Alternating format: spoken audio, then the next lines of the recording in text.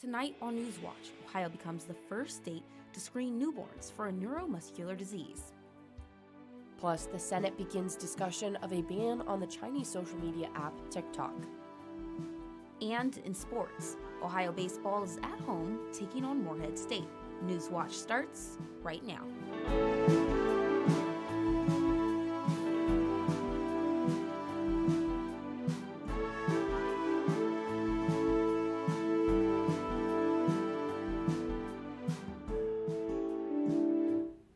Good evening, I'm Haley Hollinger. And I'm Silver Barker. Welcome to Newswatch.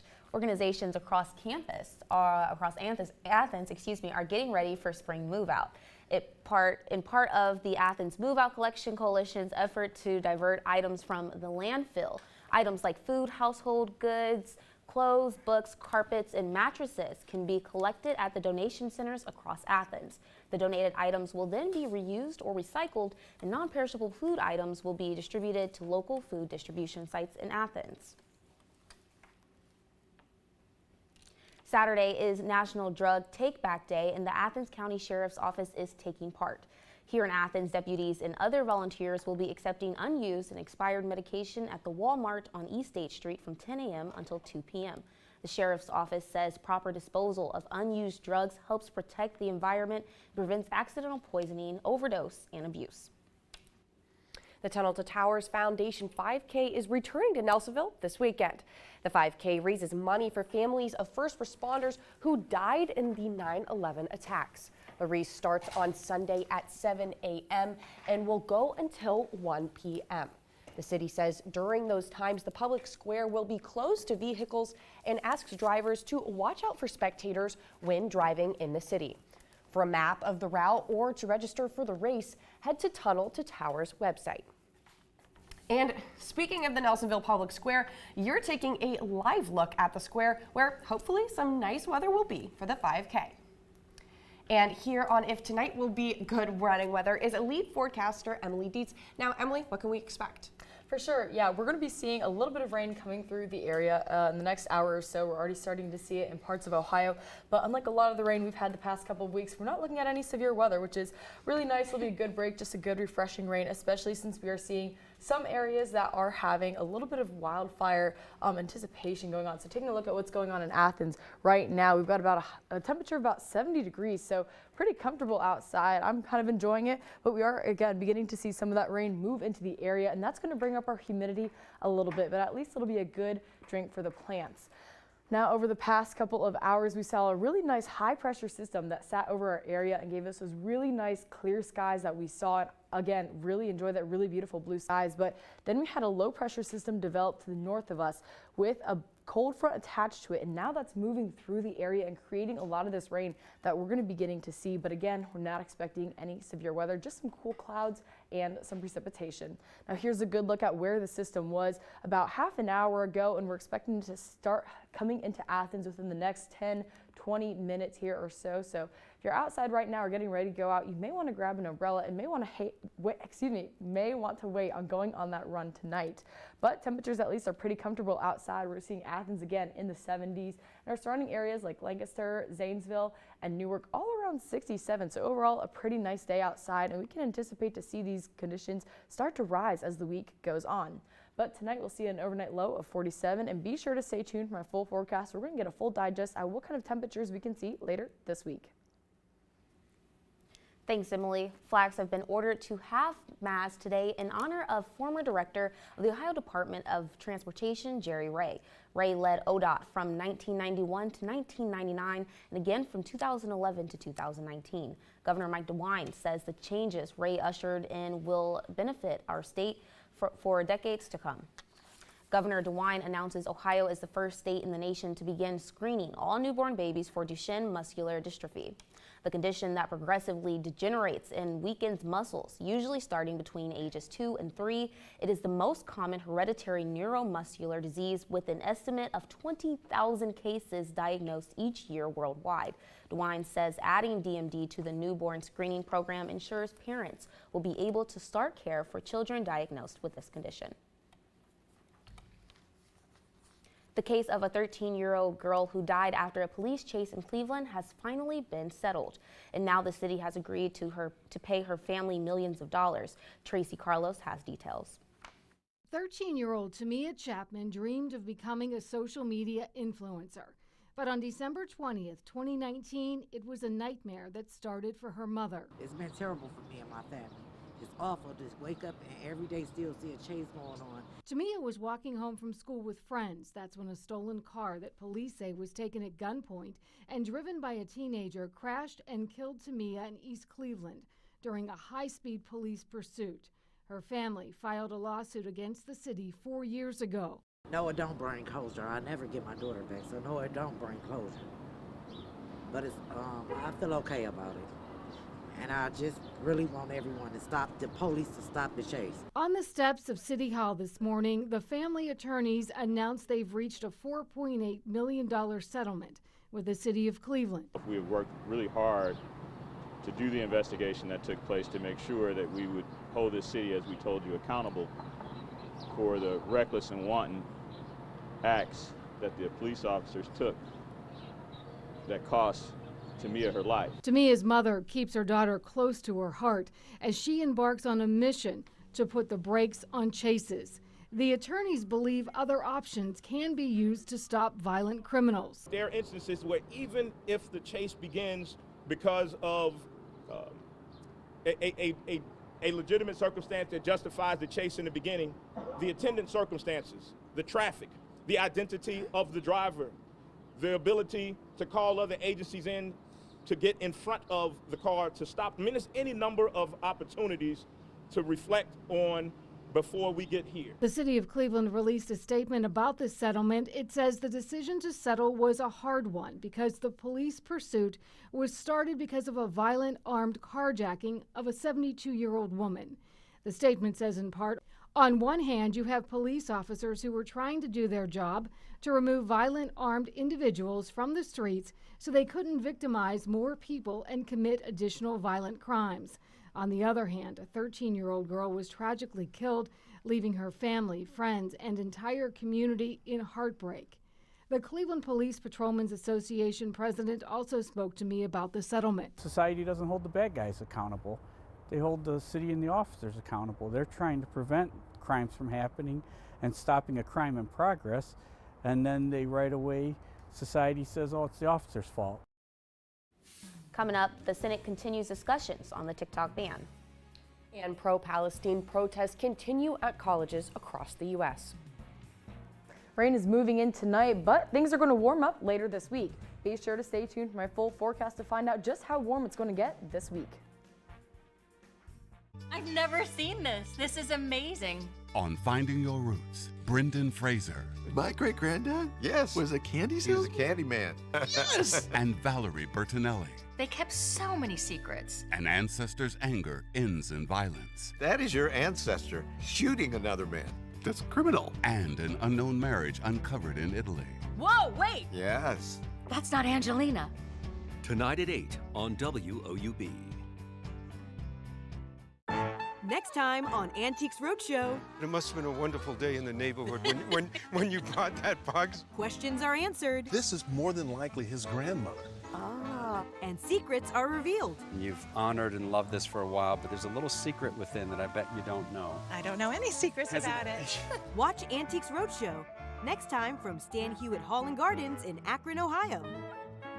Monday at 8 on WOUB.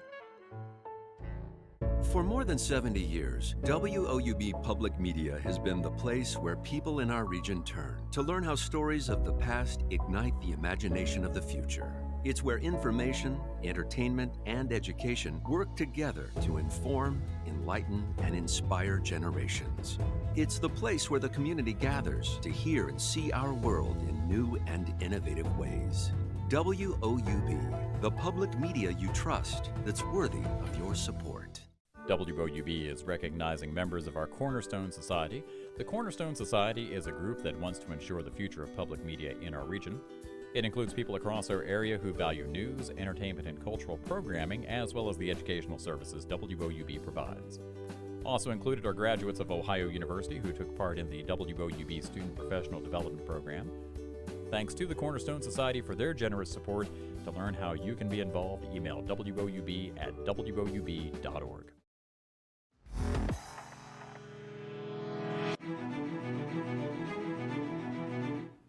The Senate is taking up a bill that bans TikTok today.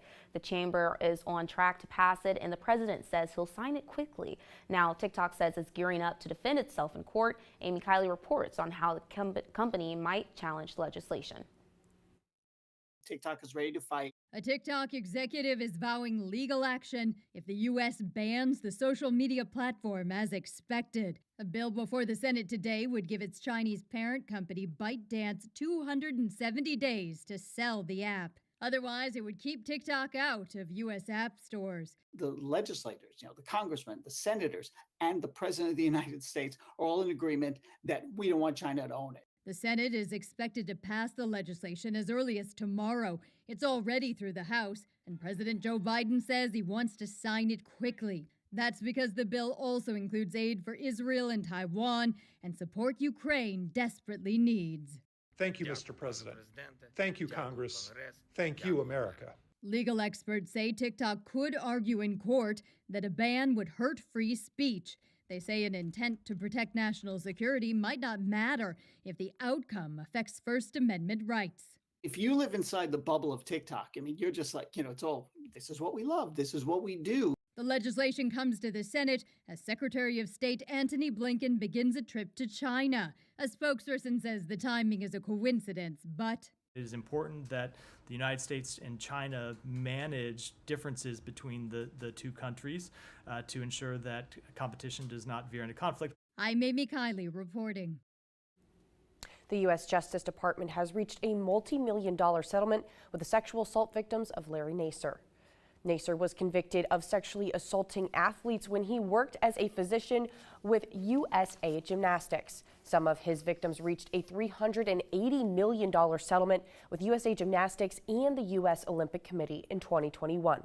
More than 100 women and girls also sued the DOJ over the FBI's initial failures in investigating the case. Now the DOJ will pay those victims a nearly $139 million settlement. The agency previously acknowledged its failures in a scathing Inspector General's report, which found some FBI officials failed to respond to the allegations and made fundamental errors and violated multiple FBI policies during their investigation. A major pro-Palestine protest that first started at New York's Columbia University is now taking place at college campuses across the U.S. Laura Aguirre has more on how students on campus are coping with it all.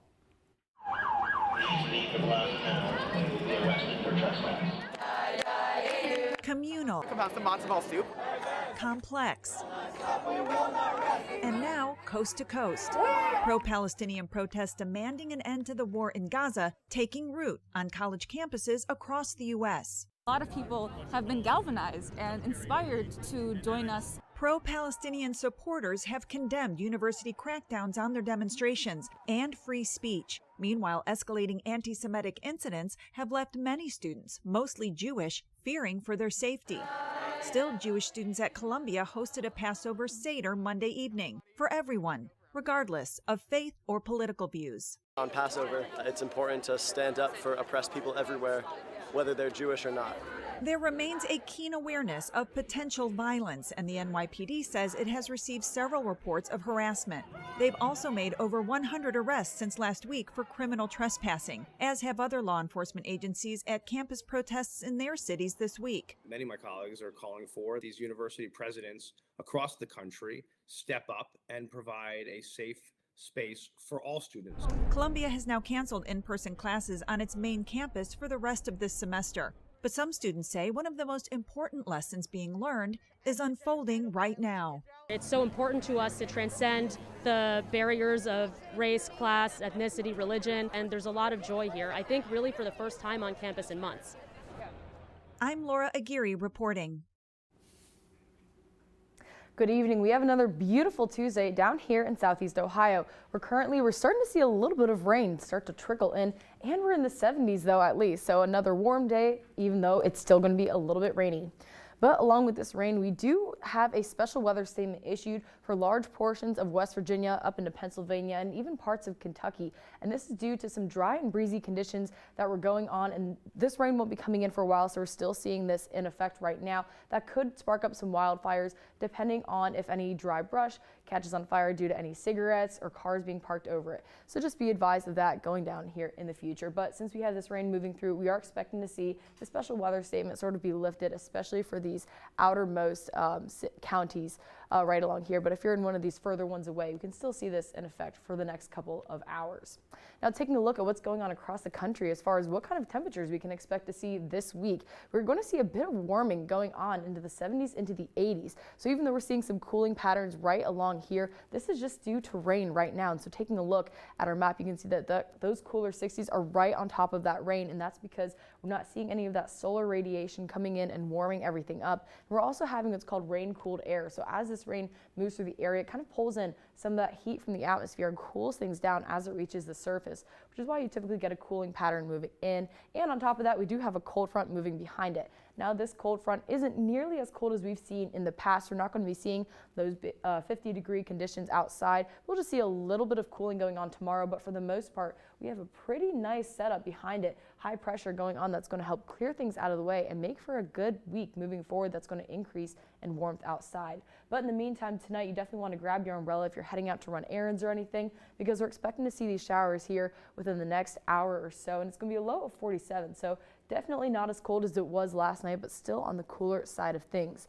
Now, taking a look at our live radar, we can see that things are going to be wrapping up by the morning time, so we'll just be seeing some partly cloudy skies. Again, as the system begins to wrap up, it'll be a very brief system, just some showers going on, not expecting any thunder or lightning moving through. Tomorrow will be nicer, a little on the cooler side again, not in those 70s. We'll see a high of 63, and our overnight condition will also reflect that cold front that moved through with that 34-degree low, and again, mostly cloudy skies as the system begins to wrap up. But moving into Thursday, we can see that this cold front and low pressure is way up into the northeast, and we're just left with this really nice high pressure that's going to be sitting through the area for the next couple of days. So it's going to be pretty nice for a good portion of this week. We are expecting possible some showers on Friday. That's going to be very spotty, but for the most part, a lot of high pressure, which is going to allow a lot of warming to happen. So on Thursday, again, mostly sunny skies. We start to see that warming happen. And then as we move to Friday, those chance of showers start to increase. But looking at Sunday and Monday, we're starting to get back up into the 80s. So definitely inching into May. Thanks, Emily. Well, food cravings can be a huge hurdle for health goals, such as losing weight. According to experts, emotions can be a determining factor between a sugary snack or fruits and veggies. But Mandy Gaither has a few ways you can have your snacks and be healthy too. If you're craving something sweet or salty instead of something fresh and healthy, you're not alone. Our emotions do impact how we eat. That's why they're called comfort foods. Stress, anxiety, sadness, anger, even boredom can trigger these harmful eating habits like overeating, poor food choices. Dr. Sanjay Gupta says when we have intense feelings like stress, our bodies make hormones that make us want to seek out comfort food. But he says there are ways to control those cravings. Find an outlet for your stress. Exercise, nature walks, meditation, time with family and friends. Gupta says you can also take a tea break. Sipping tea can also help emotional cravings, or try eating what he calls busy snacks. That means foods that keep your hands moving, popcorn, vegetables, and a healthy dip. Gupta says to pre-portion favorite snacks to avoid overeating them. Keep tempting snacks out of reach or don't buy them at all. And if all else fails, talk to a doctor. No shame in seeking help. If what you're doing isn't working, talk to a professional about your emotions and how they might be impacting your dietary choices. For Health Minute, I'm Mandy Gaither. Coming up at sports, Ohio softball is set to play the Pittsburgh Panthers at 4 tomorrow.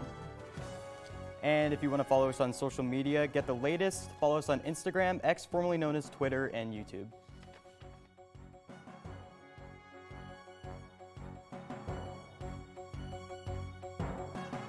Chris was pretty much natural at hunting. I started bringing him out when he had diapers in a bottle. So you pick way to share the catch. They got the whale and controversy blew up.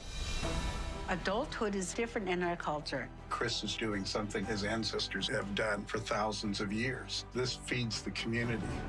Tonight at 10 on WOUB.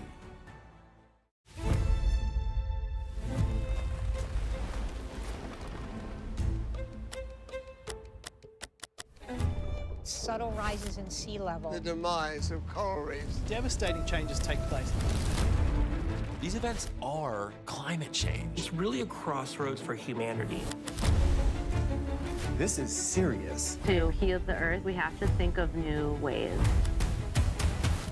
Let's figure it out. It's science, it's engineering, and it's conservation. A new species. Amazing. The greatest opportunities are in chaos. It is a breakthrough. We're at a period of remaking the world. Addressing global crisis. We can change the earth. We're doing this for the future. If we don't, what then?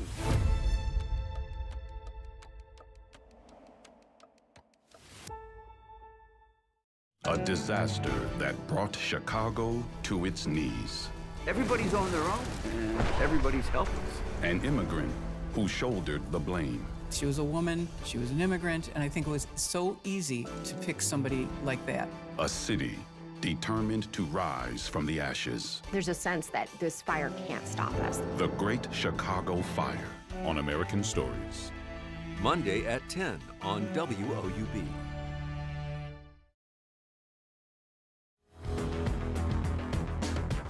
Welcome back. I'm Sully Beach with Sports. The Ohio baseball team is actually in action right now against the Morehead State Eagles, and the score of that game is currently 3-2 with the Bobcats in the lead. And looking at the Ohio men's baseball team, they're currently 11-24, and they're just coming off a weekend where they lost a 3-game series 2-1 against the Bowling Green Falcons. So they are for sure in need for a win tonight. And looking at the Morehead State Eagles, they are currently a tough team with a record of 23-17, so that would only make this sweeter for the Bobcats if they were able to pull this one off. And now on to the softball team. They're currently getting ready to play the Pittsburgh Panthers on the road tomorrow at 4. The Bobcats are currently having a pretty good season with a record of 23-21 and an 11-8 conference record. Looking at the Pittsburgh Panthers, they're currently having a record of 15-29 and a conference record of 6-15. And you might look at those two records for the Panthers and think this should be an easy win for the Bobcats, but Pittsburgh is coming off a series win against Syracuse 2-1, winning their last game. And after a series win, Ohio coach Jenna Hall talks about what their series win against Western Michigan means for this team's confidence moving forward. Series win, absolutely huge. And after yesterday's first game, we knew that bouncing back for game 2 and then coming out today and coming out with confidence. I mean, anytime you can take a series and then head into the next week against the top team in the conference, it's big. With the confidence Jenna Hall has in her team and both in the teams coming up on big weekends, this should be really an interesting game tomorrow. And again, that game is on the road tomorrow at 4. And moving on to the college level, let's talk about what games are happening this week in Ohio in high school basketball. High school level, my bad, by the way. Some great news for Athens High School. They just won 2 games in a row against Nelsonville York, winning the first game 18-6 and the second game 10-0. Athens High School is now currently 11-1 this season, and they are undefeated in their conference. Moving on to some other big games happening today, Nelsonville York is currently taking on Vinton County, and that game started at 4:30, and another game currently going on is Warren against Eastern.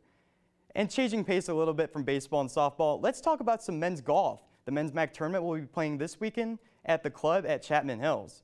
The tournament is a 3-day event and it will start on Friday. The teams competing include Ball State, Bowling Green, Central Michigan, Eastern Michigan, Kent State, Miami, Northern Illinois, Ohio, and finally Toledo. And some players to watch out for will be Ben Slozis from Northern Illinois, who has been Golfer of the Week 2 weeks in a row, and Cash Bellard from Ball State, who has also been Golfer of the Week 2 times this season. And that's all we have for sports. Back to the desk.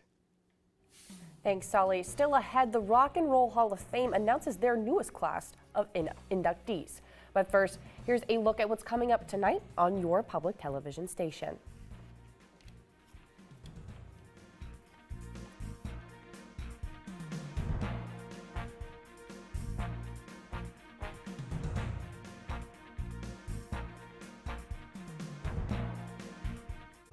California. The place where people come to expand themselves, reach higher. I want people to see the world is still ours. It's not just the young people's. It really has nothing to do with who they say you're supposed to be. Through music, we get to authentically be who we are. This is a place where people can rewrite their story. We're here to show the world we can do anything. Tonight at 9 on WOUB. When I was a kid, I wanted to be an artist. A big reason for this? My teachers. Look at you! This is so good! Art in school is what made me want to get to school every day. I've had such a good time doing this with you. I just think joy has got to be a part of education. You ready for class? I'm as ready as I'll ever be. Friday at 10 on WOUB. Regardless of your stage of life, whether you're starting your first job, getting the keys to a new home, or enjoying retirement, it's never too early or too late to create an estate plan to care for loved ones and support the causes that are meaningful to you. WOUB Public Media is pleased to have partnered with Giving Dogs, a free resource for building an estate plan that fits your needs and protects the people and causes you care about. Visit WOUB.org and click the support tab to get started today. On the American Buffalo. You don't get a lot of chances to correct history's mistakes. Unlikely alliances are formed.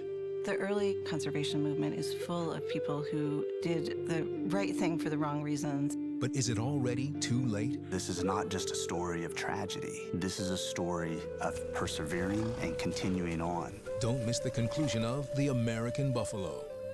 Thursday at 9 on WOUB.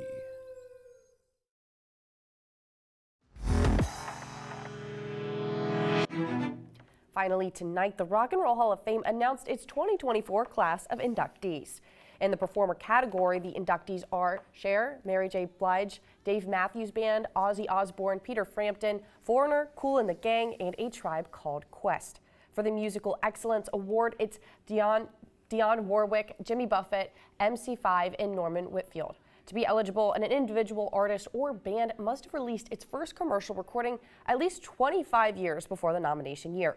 The induction ceremony takes place this October in Cleveland.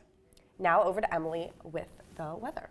For sure. Well, first of all, those are a lot of great inductees, but taking a look at what's coming up tonight, we are going to start seeing a little bit of rain moving through our area, so hopefully things will be pretty dry here on the next couple of days. But in the meantime, you know, we're going to look at some nice weather going on, and there's a good look at our regional radar for throughout the day today, and that's beginning to move into our area right now, and we're not expecting any really severe weather with it or anything as well. We're just going to see a rain, which will be pretty nice because some areas down in West Virginia are anticipating a little bit of that wildfire risk, or that's just on a higher level today because we're seeing some dryness and some increased wind speeds, which are really favorable for those wildfire conditions. So hopefully this rain will really help out. And here's a look at that low pressure system and that cold front that's causing a lot of this rain to happen, but that'll be moving through here in the next couple of hours. And right behind it, we have a really nicely developing high pressure system. Now tonight we'll see that overnight low of 47 and that 90% chance of showers again. So things will be a little bit warmer in the evening times than we saw yesterday because we have this cloud layer acting as sort of an insulation layer going on. But tomorrow we'll see a high of 63, and that's where we're going to see that cold front reflected going on with a low of 34, and again those mostly cloudy skies. And there's a good look at what's going to happen on Thursday. So we're going to be seeing this rain pass through relatively quickly, not anticipating any rain for Wednesday, but Thursday, a nice high pressure system that's actually going to be pulling in some warmer air with it from the west. So we'll be seeing some temperatures start to increase throughout the week. So Friday, it says a 20% chance of showers. That's going to be in the evening times. Saturday, we're going to see things wrap up. And Sunday, we're still on the fence about what's going to happen on Sunday since that's so far out going on right now. But again, things are going to be warming up this week. So hopefully it'll be a good week as we move into May. And that does it for our broadcast this evening. Thanks for watching. For Sullivan Beach and Emily Dietz, I'm Haley Hollinger. And I'm Silver Barker. Stay tuned for the PBS NewsHour coming up next. And remember, you can find the latest news anytime at WOUB.org or follow us on social media. Have a great night.